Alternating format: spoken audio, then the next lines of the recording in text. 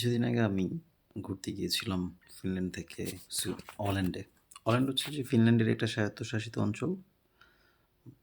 এখানে আমরা যাওয়ার জন্য প্রথমে শিপে যেতে হয়। আমরা সকালবেলা তানভীর ভাইয়ের গাড়িতে করে তানভীর ভাই আমাদেরকে শিপে পৌঁছে দিলেন।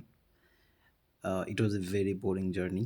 কারণ কোনো কাজ করার ছিল না, কিছু ছিল না। ওয়েদারটাও খুবই গ্লুমি ছিল। অনেক মেঘ ছিল আর গুঁড়ি, গুঁড়ি বৃষ্টি হচ্ছিল।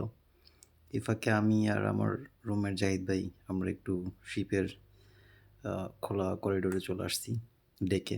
ওখান থেকে আমরা দেখছিলাম সমুদ্রটা। দেখার খুব একটা বেশি কিছু নাই। আর এই যে দেখছেন আমরা শিপ থেকে নেমে আবার ফিরতি শিপে উঠছিলাম। অলমোস্ট 90% মানুষজন এক শিপ থেকে আরেক শিপে করে চলে আসে এবং তারা জাস্ট এখানে আসে শুধুমাত্র ডিউটি ফ্রি বা ট্যাক্স ফ্রি জিনিসপত্র কেনার জন্য। মদ, সিগারেট, বিভিন্ন ধরনের পার্স, কসমেটিক আইটেমস এগুলো। আর এই পুরো বোরিং জার্নিতে সবচেয়ে এনজয়েবল জিনিস হচ্ছে যে আমার রুমমেট এই যে দেখেন এখানে ঘুমাচ্ছে।